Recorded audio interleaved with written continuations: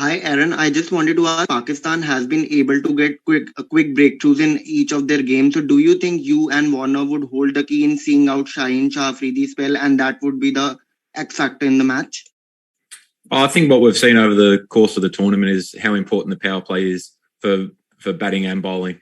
I think the stats around the middle overs and the death overs are pretty similar throughout, but the power play definitely holds the key. Shaheen's been in really good form for Pakistan. So that's going to be a crucial battle, no doubt.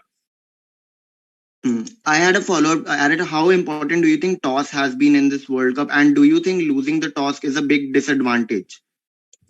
I think when it comes to finals, it doesn't make too much of a difference, to be honest. I believe getting runs on the board, especially in a final, can be really, really beneficial. So we've talked about it. We're confident that we can win if we happen to bat first or second.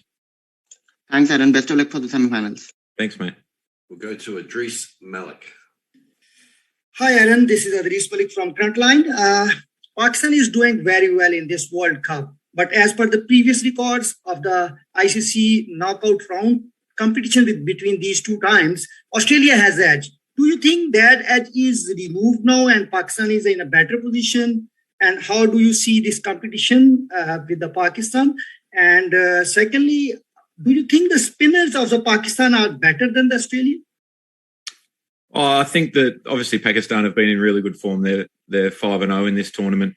They've played some really good cricket throughout. I don't think you can read too much into the history. Honestly, they're two totally different teams to what have played in the past. So, you don't look too deep into that. In terms of the Pakistan spin, they've had some really good success, obviously, with Imad bowling in the power play predominantly, and then Shadab throughout their middle overs. They've been excellent. We've been really happy with how Adam Zampa's been going. He's bowled brilliantly throughout this tournament. He's taken big wickets at crucial times. He gets good players out. Maxwell's chipped in and done really well for the overs that he's bowled. So, it's just a part of what's going to come down to a really, really close battle, no doubt. Aaron, what do you think if there is the total of the match is a 160, 170? Is it good competition between both the teams, or there should be a less scoring match? I'm not sure. We haven't seen the wicket yet. So, it's hard to comment on that. All right. Thank you very much. Good luck. 7 News, Sydney. Aaron, Andrew McKinlay.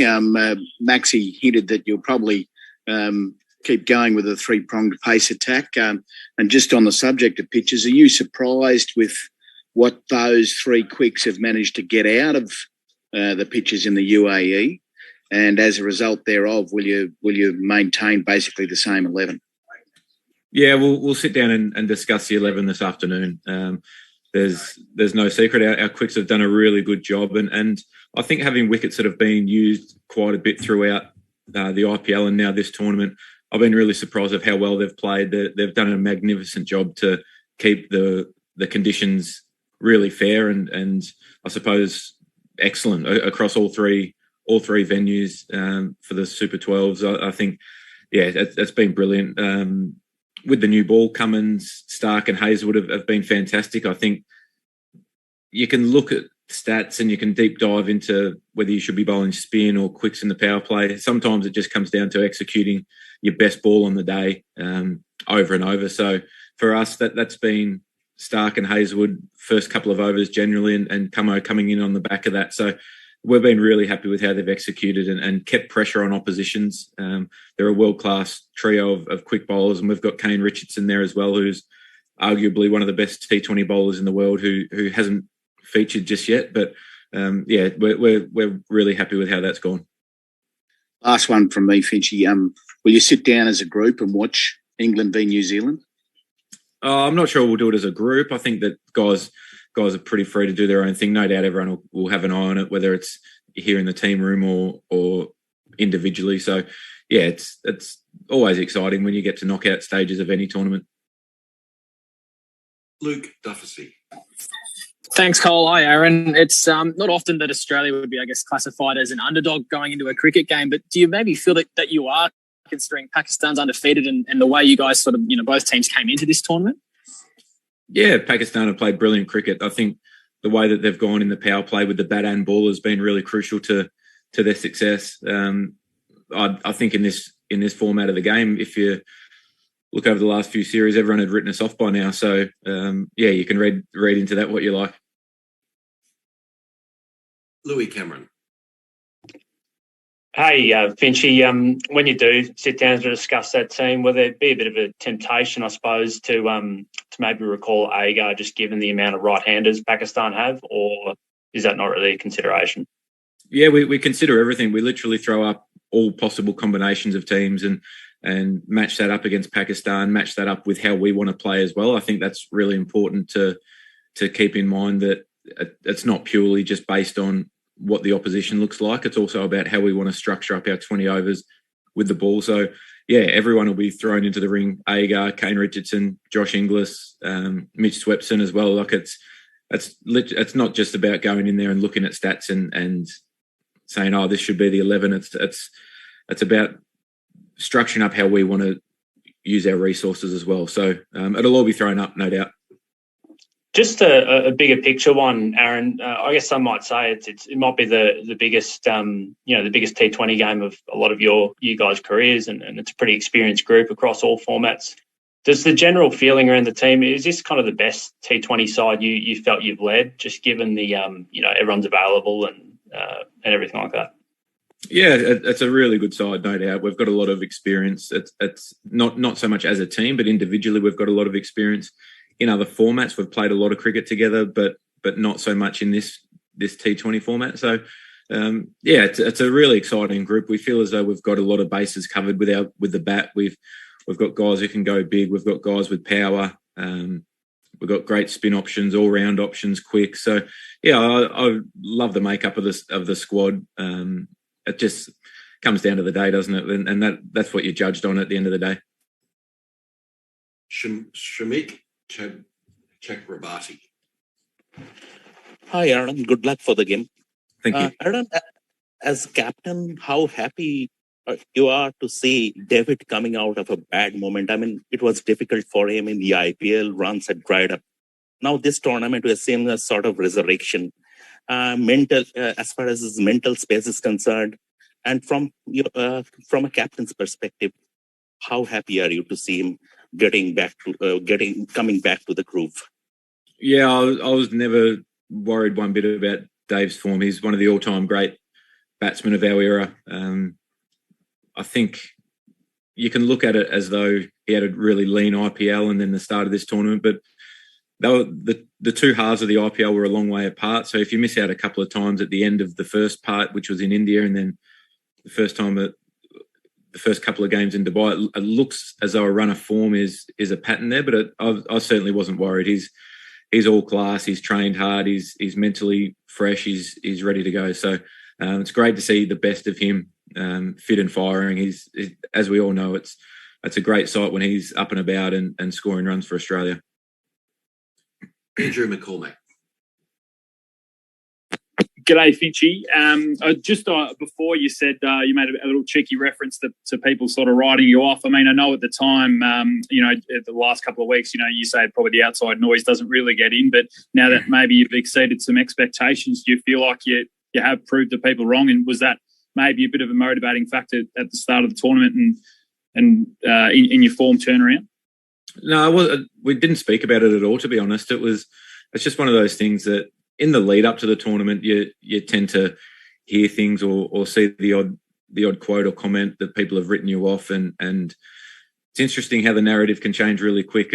About 10 days ago, our team was too old and now we're an experienced team. So that's just how it all gets portrayed. And from day one, I've had a real lot of confidence in the way that we've gone about this with the squad that we've got. And I don't think that we've exceeded our expectations whatsoever. We came here with a really clear plan to win this tournament, and we're still alive to do that. And just quickly, if I can. I mean, you've been around, obviously, the white ball setup for so long. Is it time the coaching roles or the support roles are split up in terms of, not talk about anyone individual in terms of Justin Langer, but do you need someone as a T20 coach who heads it up and then that person can take care of that alone? Or do you think it's too big a job for one person now?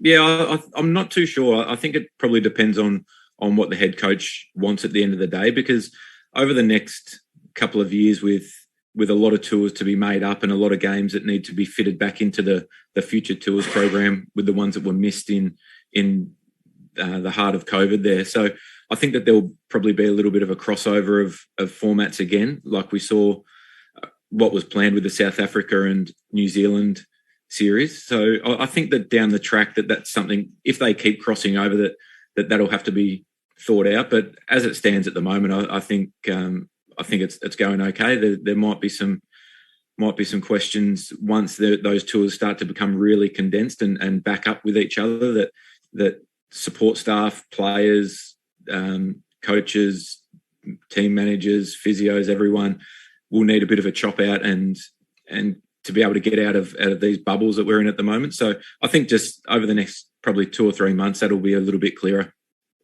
Thanks, mate. Go well. Thanks, Macca. Dan Breddick. G'day, Aaron. Just a question about, I suppose, your own, time as captain. The fact that it's a World Cup semi-final, the chance to vie for a trophy. There's obviously a World Cup in Australia next year. I mean, how big does this loom in, I suppose, what you've wanted to achieve as a leader? Yeah, I'm really happy with how it's all built up. I think one thing I'm really proud of is how we've started to uncover a little bit more depth in T20 cricket in Australia, and that's probably come on the back of, like I said, that tour to New Zealand in particular that was going to cross over with the South African Test. So some guys who mightn't have got an opportunity in the past, if everyone was available, they got a good opportunity to test themselves in international cricket. So I think that holds us in good stead down the track. And then we go to the West Indies and Bangladesh with some guys who rested from that series, which then gave a little bit more opportunity to some guys as well. So I think in the long run, over the next 2 or 3 years, that this period of Australian cricket will help us uncover more talent and more depth especially in the white ball format. So that's something I'm really proud of. And although the results previous to this World Cup hadn't gone our way a huge amount, there was so much learning that we got out of that. And just one that's a bit more specific. Obviously, there was that sort of issue against England where you lost early wickets. You had Maxi come in quite early against the new ball. Has your thinking developed any further there, whereby, say, if you're 3 down, he comes in after the power play regardless, or are you thinking the same way? No, that was the plan from the start of the tournament, to be honest. So the only change with the England game is that we went in with 6 specialist batters instead of the 7, which we've used in the other 4 games. So that left us with a decision to make whether Maxi went in the power play or we held him back. And we felt as though for us to win that game, you got to throw all your aces up front when you've only got 6 batters. And it didn't work that day, but that's okay. We've learned our lesson from that, and we're still here in a semi-final to push on. So just to clarify that, so if you play 7 batters, he would be held back until over 7+. Yeah, generally, I think that's a pretty common theme with Maxi's role in our team, in other teams that he's played, and he's someone who plays spin really well through the middle. And he can be really dominant with 5 fielders out from ball 1, which is an amazing skill. So that's obviously that's what we've done in the previous parts of this tournament. Thanks, Aaron. Rob Forsyth. G'day, Aaron. Bit of a follow-up to Dan's first question. Just big picture, how would you describe the enormity of winning this tournament? I suppose in the context of Australia having never won it, but also what's happened in the past 18 months. And, the plans were quite well set, Feb 2020, and COVID's disrupted, the host country, the date, the lead-up series, the ranking slide and all that.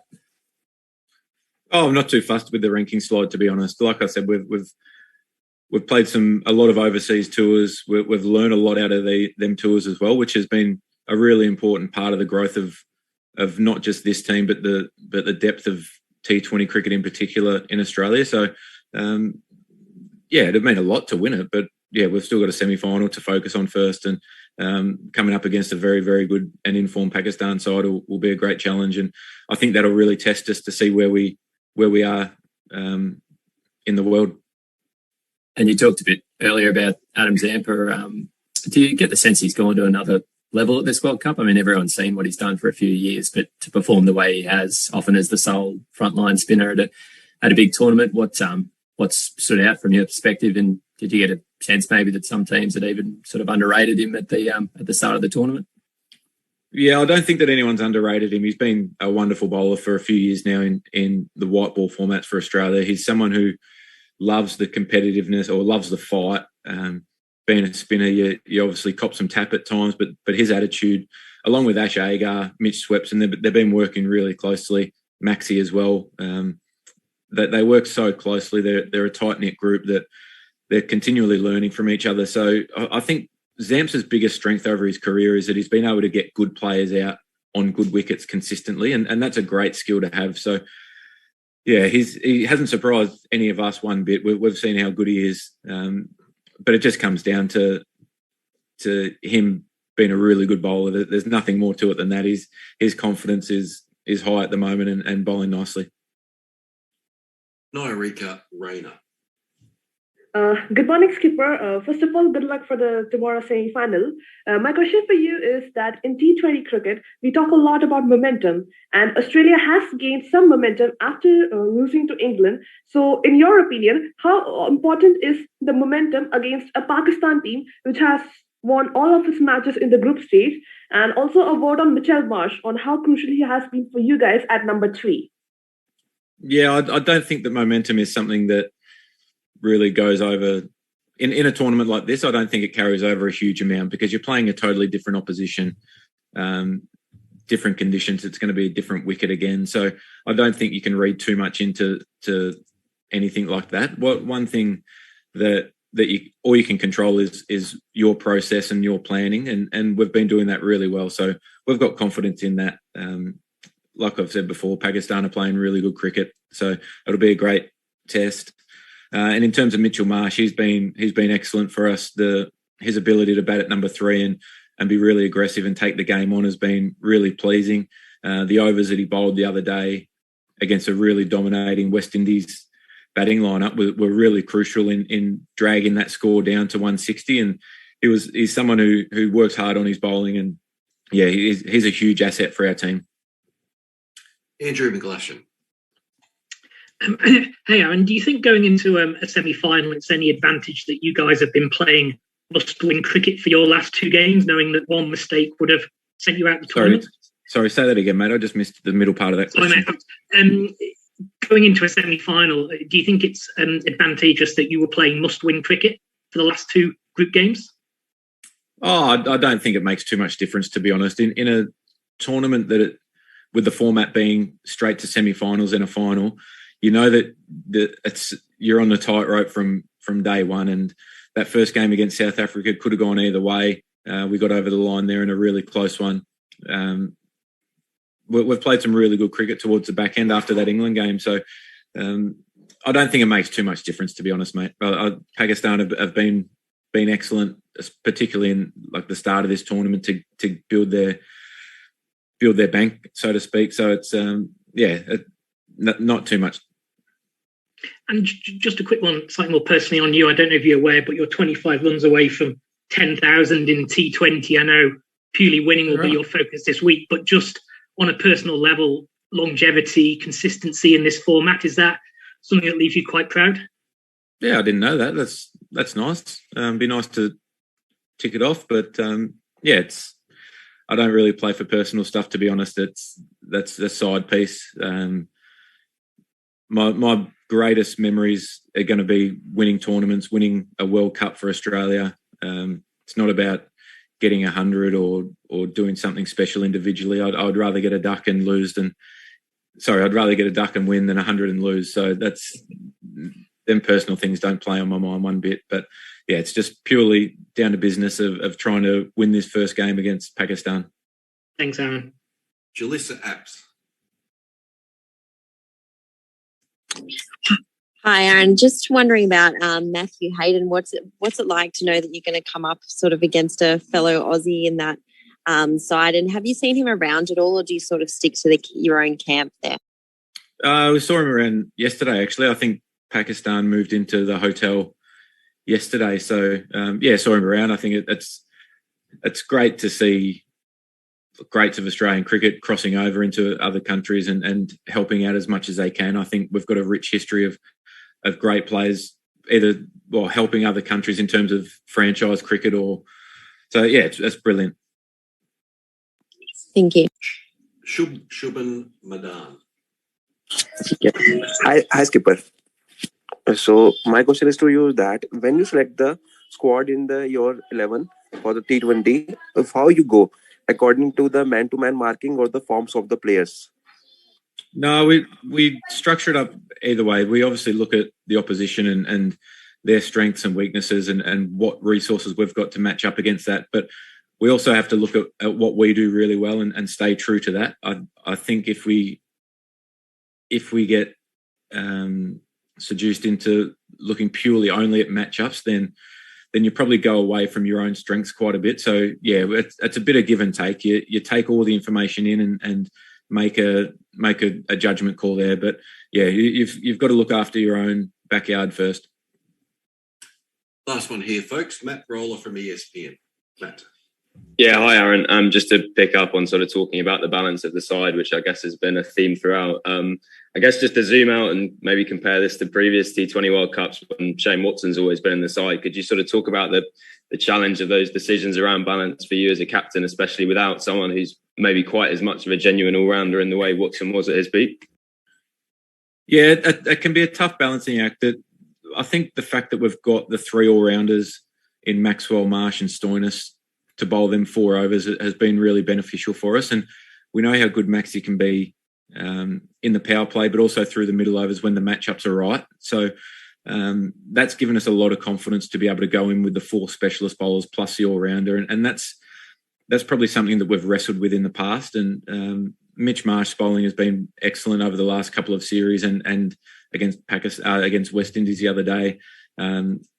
I don't think Stoinis bowled yet in this tournament, but he's had some really good success, particularly towards the back end of the innings as well. So, it obviously makes a really tough decision, but having them all-rounders there, especially ones who offer so much flexibility to the side, with Mitch batting at 3, Maxi can be that floater anywhere from sort of number 3 down to number 5 or 6, and Stoinis with his real power game towards their middle and back end overs. It does give us a lot of flexibility with the selection.